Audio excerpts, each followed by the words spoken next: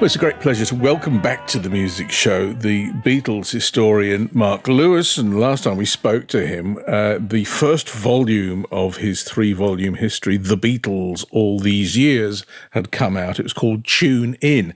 And even though it was a huge book, it took us as far as the recording of the Beatles' first album. So we're probably going to have to wait quite a while until we get to the bit of the Beatles All These Years that deals with Sgt. Pepper, but fortunately we have Mark here now to talk about Sgt. Pepper. You're a year younger than me, I noticed, so you were sentient when Sgt. Pepper was released, and I wonder what you remember. What was the first that you heard of Sgt. Pepper? I was a Beatles fan. I was born in 1958, so I was 9 when the record came out. I remember hearing about it. I don't exactly recall how I first knew of it, and I didn't get it straight away. But quite soon after its release, I saved up the money to buy it. I had been buying the occasional 45, the occasional single, until that time. And this was something, an LP, it was obviously much more expensive, and for a child, quite prohibitively so. But I knew I had to have it. And when eventually I did get it, which I think was probably about 3 or 4 months after its release, it was quite simply the most magical artifact that I'd ever held in my life. The music was completely intoxicating. It was so exciting. It was so original. It was so vibrant and colourful. But beyond that was the fact that it was this beautiful package, this extraordinary front cover design, and then you opened it up to a gatefold, and then on the back cover were the words. The entire thing was magical. And I would sit cross-legged on the floor in front of our little mono gramophone player, listening to the music and just holding the cover, because they belonged together. It wasn't just a cover that you'd put on the side whilst you listened to the record. You had to have the whole experience. And from that point on, at the age of 9, I was caught up in it.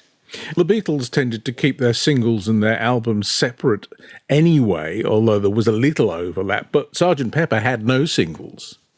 The Beatles were always reluctant to include singles on albums, and although once or twice it had been necessary to do that, for the most part their albums did not include them. So they were careful to keep the two things separate. They didn't want to be criticised for making people buy the same thing twice, and they remembered their own experiences. Paul particularly remembered buying records in the late 1950s with what little money he had and had saved up. This is well before they were wealthy and successful, and the horrible feeling he was left with when he felt ripped off, that what he had bought was not quite what he had thought he bought, and they were always keen to ensure that couldn't be held against them. And it wasn't only them. That was generally the nature of the business in those days. Singles and albums were kind of separate entities. That changed drastically in the 1970s and 80s when albums such as, for example, Thriller by Michael Jackson would be milked for its singles, and it would just be any possible way of making more cash from it would be explored. But the Beatles put out Sgt. Pepper, did not take a single from it. They put out the White Album a year later, 30 tracks, 2 discs, no singles from it. So it was a different mindset in those days. We should talk about the back of the sleeve. Everybody talks about the front of the sleeve, but the back seems to me much more significant in the long run, because Sgt. Pepper was the first album to publish its song lyrics, and it suggests that the Beatles themselves knew that there was something significant about the album and about the way in which people would treat it as an artifact, to use your word, and would sit down and look at it and would be sitting down and listening to the music rather than getting up and dancing to it. Yes, that's right. It's so easy now to just think, well, there are the words on the back cover, but there had not been an album that had the words on the cover like this. That's a sweeping statement to say. In my job as a historian, I'm looking to be certain of myself when I say such things, and I've yet to find any other album that preceded it that had the words. If anybody listening to this knows better, please get in touch. everything about Pepper was quality and a step up from anything they had done before, and that was a conscious move on their part. You're listening to The Music Show on RM. We're talking about Sgt. Pepper's Lonely Hearts Club Band, which is 50 years old, and we're talking to Mark Lewisohn, who is a Beatles historian, some would say the Beatles historian, and the author of The Beatles All These Years, of which we so far have only Volume 1. Let's talk about A Day in the Life, because it's, I suppose, the most celebrated song on Sgt. Pepper. They realised that anything was possible. The studio had become a workshop for them. They had loved recording from the moment they first went into the studio, but by this time they had time on their hands because they were not touring anymore, so there was no pressure to finish this by a certain date because we've got to go out on the road. And also, they were not paying for their studio costs. It was part of one of the beneficial elements of their recording contract with EMI was that they didn't have to pay session time. So they could just spend as long as they liked. And EMI was not going to tell them to hurry up because everything they produced was selling by the millions. So it was really in their interest to let them do what they needed to do. And this was also a time of a great extension of their own personal interests and fascination for other forms of music and whatever the possibilities you could use with recording tape. So A Day in the Life is the logical extension of all of that. It's both in its composition. It's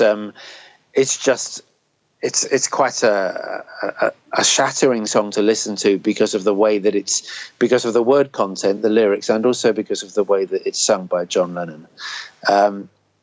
An extraordinary section written by Paul, which has been slotted into the middle of it seamlessly.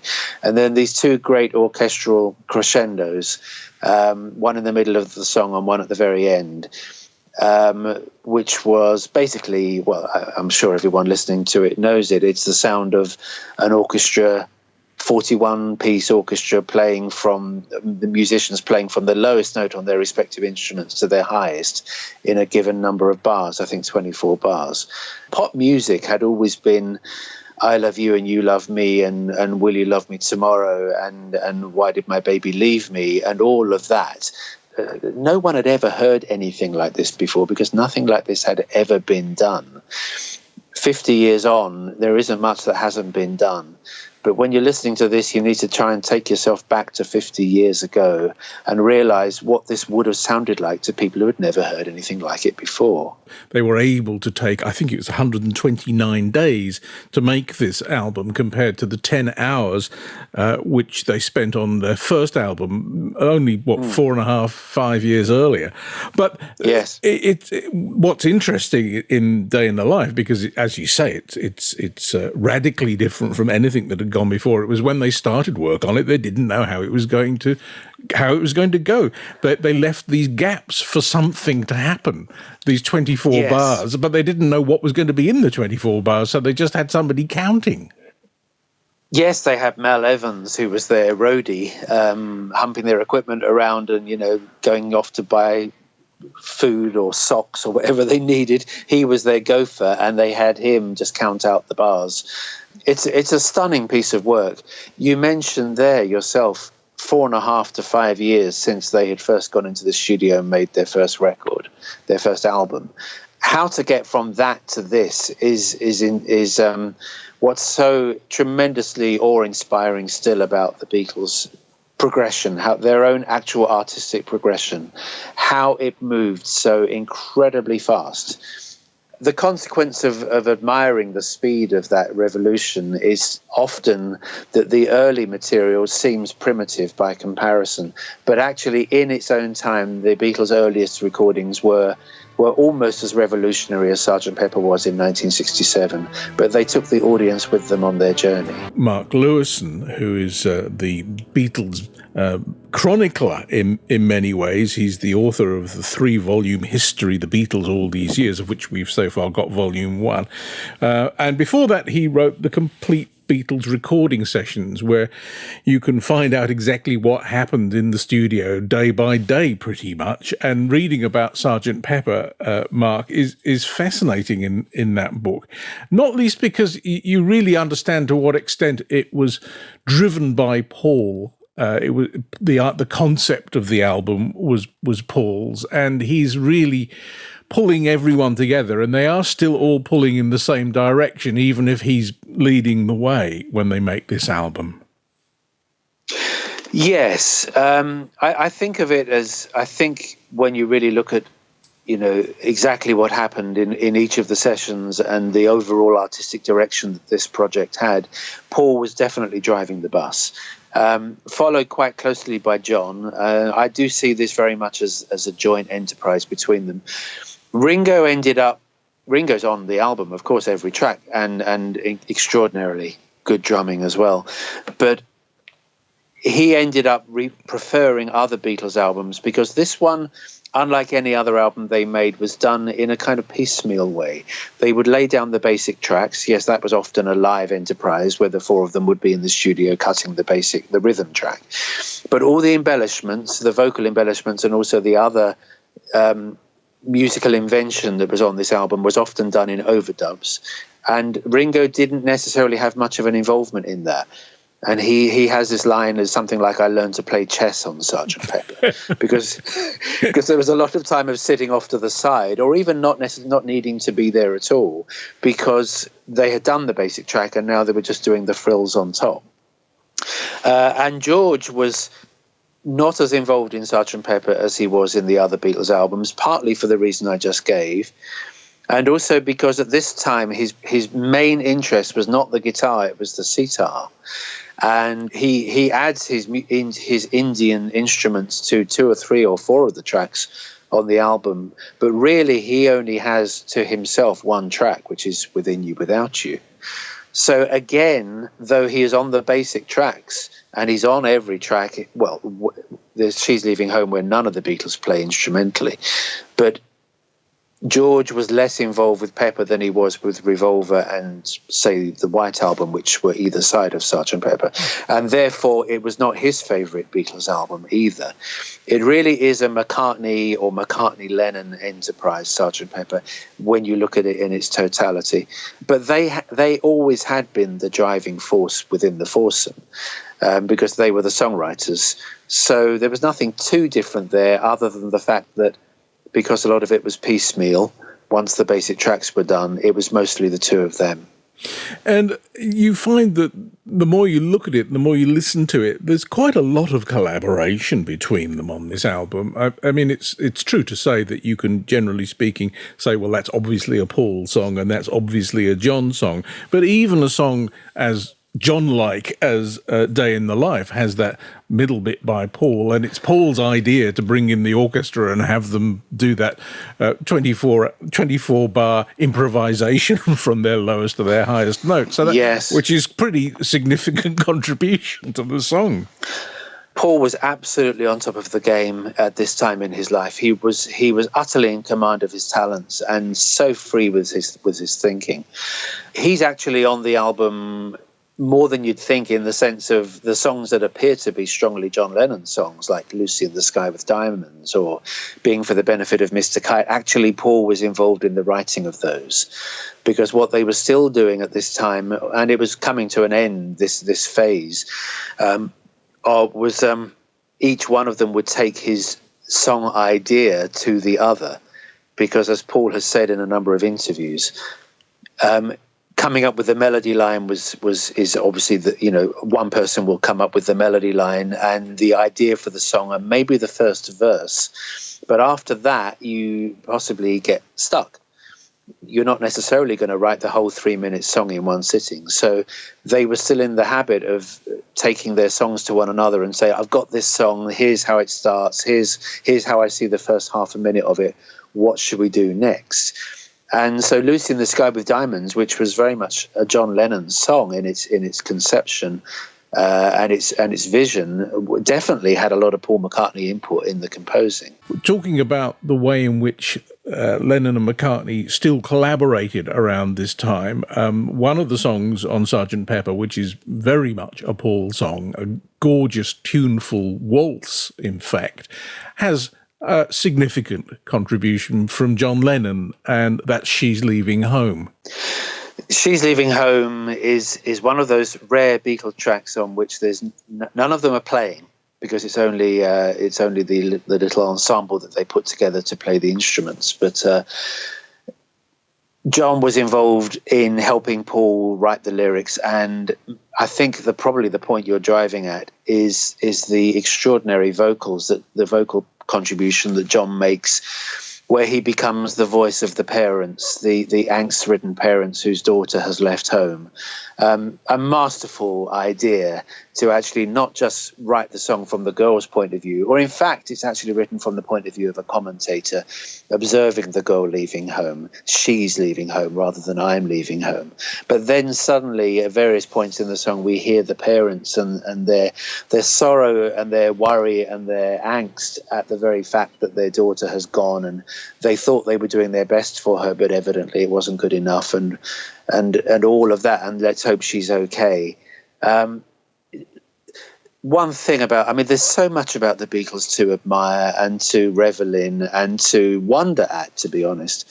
But one thing that very rarely gets mentioned, but is absolutely paramount throughout their recorded catalogue, is the extraordinary backing vocals or harmony vocals that they gave to one another.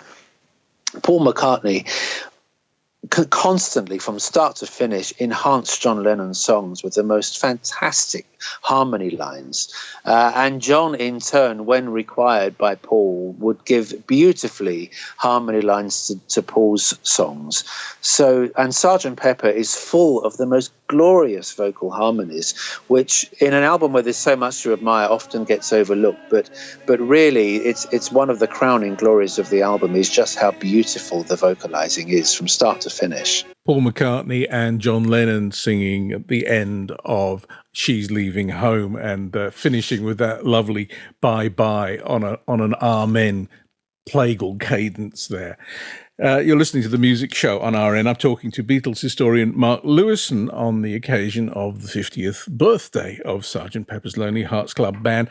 1967 was such an important year for the Beatles. I mean, Sgt. Pepper alone would have made it an important year. This album that came out at the beginning of the summer of love, and yet it contains no love songs. But it had begun with perhaps their greatest ever single, which was the double A side of Penny Lane and Strawberry Fields Forever, and it ended with their first genuine disaster in the form of Magical Mystery Tour. And there was a fair bit more along the way, including the death of their manager, Brian Epstein. Would you say that this is essentially the most important year of the Beatles' whole existence, Mark? I can see why you'd think that. Actually, every single year they were together was packed with incidents and turning point moments, because it was all condensed into, from the point of view of making records, 1962 to 69. So all of that happened, and their fame happened in that period. Though, as I say in Tune In, it had actually begun in some years earlier than that. But certainly in terms of the public eye, it was all happening in a very condensed period. So each year was remarkable in its own way, but 1967, yes, I do agree that it had so many elements to it which were significant. They were in reality, they were quite quiet whilst they were making this record. They made it from November 1966 through to about the middle of April 1967. And in that period of time, aside from releasing one double-sided single and a couple of films to go with it for TV showing, no one really heard much of them. They only burst back in June with this album, and then with the single All You Need Is Love, which came out 3 weeks later. Imagine, as I said earlier, an album like this and then a single 3 weeks later that's not on the album.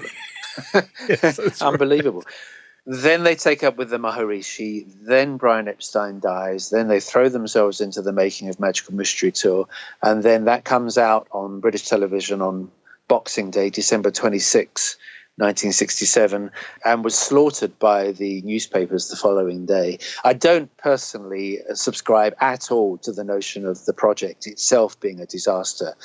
I think it's much more the case that the Fleet Street English newspapers the day after kind of set the tone for how that film would be remembered.